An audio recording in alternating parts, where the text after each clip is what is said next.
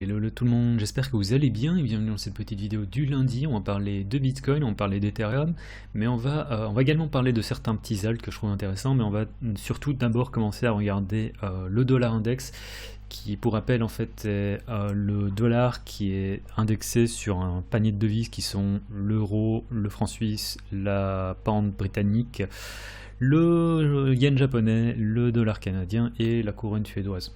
Donc en fait ça permet d'avoir en fait une idée de la force relative du dollar contre le reste des devises.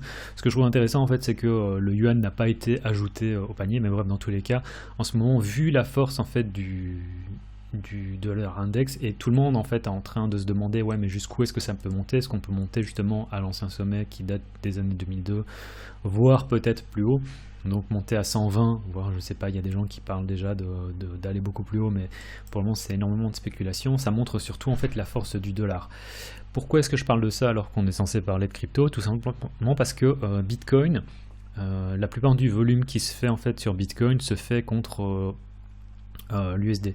L'USD c'est le dénominateur commun en fait quand on regarde le franc suisse et enfin le franc suisse, l'euro, la British Pound, et surtout en fait également les indices tels que le Nasdaq ou le SP500. On avait cette habitude de dire enfin tout le temps en fait, surtout en fait après le crash Covid de 2020, que posséder en fait des actions, c'était shorter le dollar. Et on n'est toujours pas changé de contexte, sauf que le dollar, vu qu'il est en plus super fort, ça vient donner une espèce de double effet qui se coule, où on se retrouve dans un double goulot d'étranglement où on peut voir que, enfin, on donne plus que ce qu'on devrait, je pense. Tout simplement parce que le dollar est très fort, du coup, tout ce qui est pricé contre le dollar baisse, et en plus, on se trouve dans une espèce de situation compliquée où en fait tous les actifs sont en train de retracer. Donc, on a véritablement un double effet ici, et c'est pas génial. Pour tout ce qui se traite contre le dollar. Ceci dit, il y a quand même quelque chose que je trouve très intéressant, et c'est pour ça que j'en parle, c'est le fait que le Nasdaq, si on regarde le SP500, l'euro, sont vraiment tous en train de vriller vers le bas, la British Pound, à l'exception en fait de BTC. Et c'est ça que je trouve vraiment intéressant. Si vous regardez tous les charts qui se traitent contre l'USD en fait, et moi j'aime énormément en fait considérer en fait que Bitcoin c'est véritablement une devise, une espèce de devise mondiale, mais quand on regarde, ça n'a, enfin, en termes de market cap, on est quand même, je crois qu'on doit être dans le top 30 en termes de devise mondiale, si on considère ça comme une devise. Donc ça reste encore pas mal, on est encore très très loin du market cap global, du nombre de dollars en circulation, du nombre d'euros en circulation, mais si un jour en fait déjà BTC arrive à se stabiliser aux alentours des 200 000 $, on en est loin, hein, il faudrait faire plus qu'un fois 10, mais ça mettrait BTC en fait je pense dans le top 5 en termes de market cap, en termes de devises. C'est pour ça que je pense que le jour en fait où BTC, si on y arrive, en fait arrive à se stabiliser autour des 200 000 €, c'est fini en fait. Enfin, BTC sera tout simplement inarrêtable. On est encore loin de là, et si ça vous intéresse, je peux en reparler éventuellement dans une autre vidéo de c'est quoi l'idée de tout ça. Mais donc oui, BTC du coup beaucoup plus résilient que le reste, et j'aime encore bien ce qui se passe. Pour moi, on est, si on n'a pas déjà fait un bottom, on est vraiment pas loin de ce qui va devenir le bottom ou de ce qui est le bottom. Donc pour moi, acheter ici, c'est véritablement quelque chose que je trouve intéressant. Soit vous êtes parti dans l'idée, ok, moi je suis ok pour trader, et je revendrai quand on arrive soit au range high, soit on arrive ici, et j'ajoute à chaque fois position si on vient faire des retests ou bien on vient acheter plus bas. C'est vraiment de voir comment est-ce que vous jugez, enfin c'est quoi votre profil. Mais en attendant, on va parler de trading et de setup qui sont à mon avis intéressants. Ça, j'aime ce qui se passe ici, dans le sens où on a toute une petite consolidation, on a aussi également une contraction au niveau des prix, on a eu un rejet ici qui est véritablement assez dégueulasse en 4 heures, mais je considère qu'à partir du moment où en fait on arrive à voir en 4 heures tout simplement déjà la cassure ici, il y a de quoi acheter un retest, et il n'y a même pas besoin d'attendre en fait un daily, un truc en daily. Moi dans ma tête je m'étais dit c'est plus simple si on vient directement casser ça ici en daily, mais il faut attendre le daily, et à partir de là en fait acheter un retest. Ce qui n'est pas impossible, par contre, vu comment est-ce qu'on a une contraction des prix dernièrement, c'est qu'on a directement une cassure et en fait qu'on vient chercher sans faire de retest. C'est pour ça que je sors le chart en 4 heures et je considère qu'on a quelque chose qui est véritablement pas négatif là-dessus. Donc à partir du moment où on repasse ici au-dessus tout simplement des 19K, 19 200 on va dire, j'achète un retest pour acheter les 19 000 en me disant on peut aller chercher au moins les... Enfin on peut aller chercher ça ici à mon avis, les 20K, voire mid-range. Pourquoi? Parce que 20K, à partir de ce moment-là, c'est très vite la porte ouverte. Ok, on a un peu de confluence, on vient également casser une structure de marché en daily et on va chercher les 21,5. Donc moi j'aime beaucoup ce qui se passe sur BTC en fait, je vous avoue. Je sais que j'ai l'habitude d'être le permabull un peu, mais là j'aime vraiment bien. Et le stop, pour moi ça doit être très serré. C'est soit ici en dessous tout simplement, 18,5, soit vous mettez ça ici en dessous de 18, mais pour moi ici on a quelque chose de bon, donc il y a de quoi prendre des trades en 4 heures en daily durant cette semaine. Si on y arrive, et c'est toujours la même chose, hein, c'est cassure de structure de marché, on achète un retest pour viser, dans ce cas là je dirais même pas, je dirais vraiment le swing high de cette consolidation ici. Donc voilà, ça c'est pour BTC. Qu'est-ce que j'ai dit en dehors de ça? Non, c'est tout la même chose sur mon chart, c'est tout la même chose. Et on va dire que ouais, peut-être range, mid-range, voire range high, et on avisera au fur et à mesure. Je dis pas que c'est the bottom ultime, mais il y a quelque chose d'intéressant qui se met en place et il y a de quoi regarder.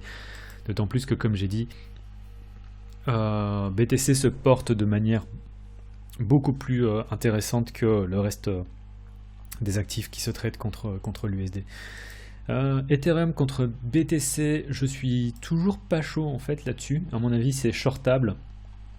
Soit on vient chercher dans la zone, soit on monte au-dessus des 0,70 quelque chose, et il faudra attendre qu'on reperde. Alors, je vais vous ressortir ça, je vais dézoomer un peu. On a cette espèce de gros canal ici, hein. Donc ce canal haussier, on l'a perdu une fois, là on le repère une deuxième fois. Ceci dit, il n'est pas exclu en fait qu'on réintègre à nouveau le canal. Je sais pas si je serais chaud pour shorter ici, ou bien petite taille, enfin de position. Mais là où à mon avis c'est le plus intéressant, c'est si on arrive ici, on repère à nouveau l'extérieur de ce canal haussier et qu'on fait une cassure, on repère à nouveau cet ancien support. Pour regarder un support. Quand on le repère, à mon avis là ça va dumper grave sur Ethereum BTC. Donc là la première idée c'est soit, si on a un peu de force sur le rebond qui pourrait arriver, d'attendre qu'on reperde le niveau. Quand on repère ce niveau, à mon avis, il y a de quoi aller chercher dans cette consolidation là. Donc ça fait vraiment un short qui est intéressant. La deuxième c'est soit on fait un bounce, on vient retester en fait cet ancien support en tant que résistance, et il faudra attendre en fait qu'on vienne retester à nouveau ce support, enfin le support intermédiaire sur lequel on est. Et à partir de ce moment-là, c'est aussi possible qu'on vienne rechercher vers le bas. Donc Ethereum BTC, je touche pas, je suis pas super chaud. Éventuellement un short qui pourrait se prendre, mais pour le moment je suis pas chaud, et du coup Ethereum contre USD je suis pas intéressé non plus. Je pense que BTC va se comporter de manière beaucoup plus intéressante.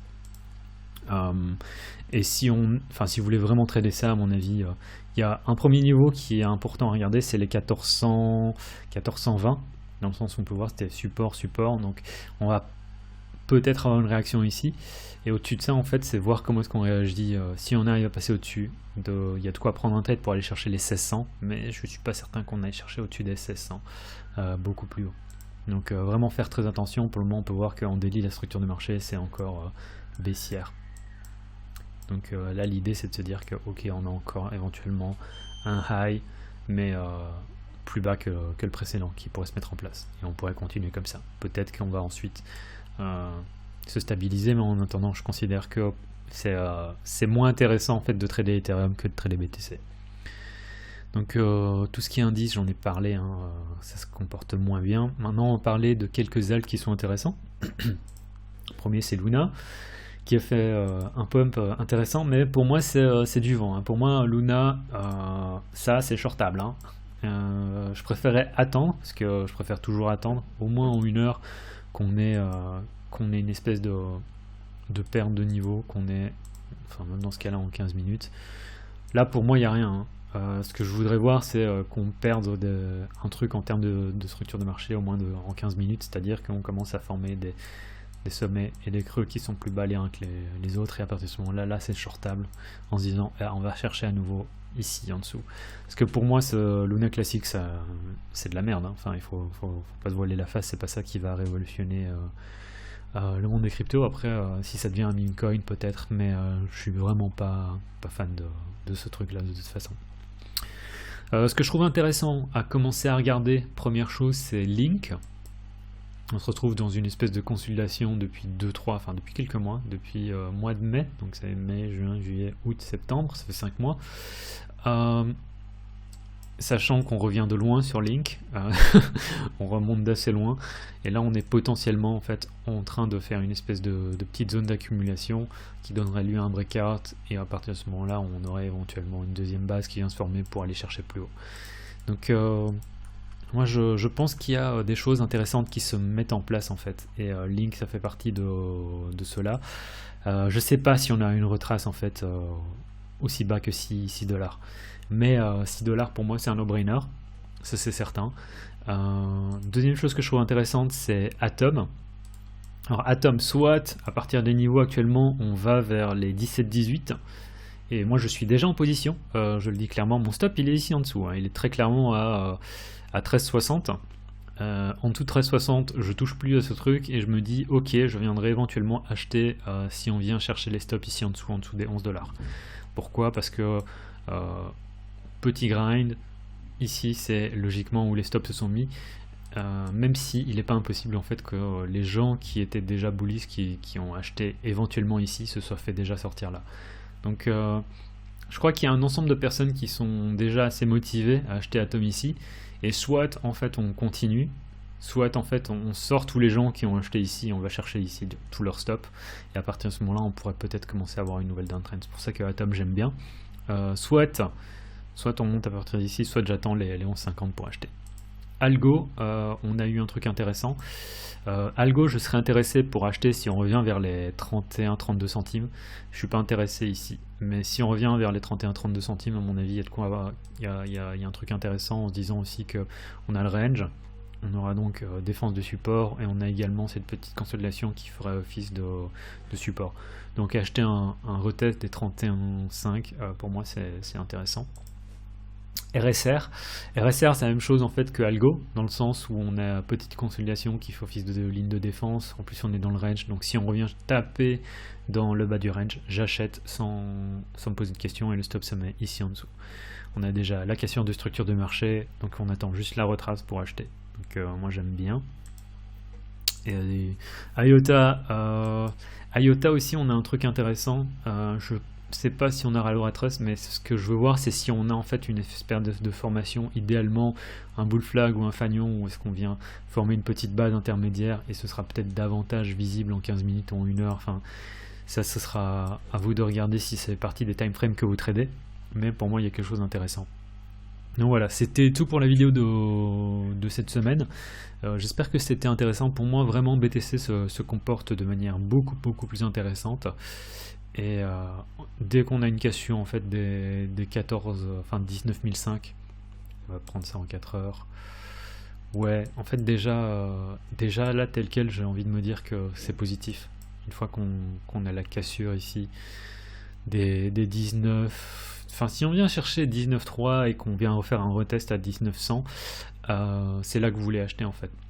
C'est vous dire, ok, on a un truc bullish, il y a des gens qui ont acheté ici, on va voir la retrace, ils vont dire, ah merde, peut-être que c'est pas aussi bullish, c'est là que vous achetez, le stop se met ici en dessous, sauf si vous voulez être un peu plus prudent, c'est là, mais à partir de ce moment-là, ça va affecter votre taille de position, et l'idée c'est de se dire, on vient chercher ça ici, 20 100, voire carrément 21 500, 21 600.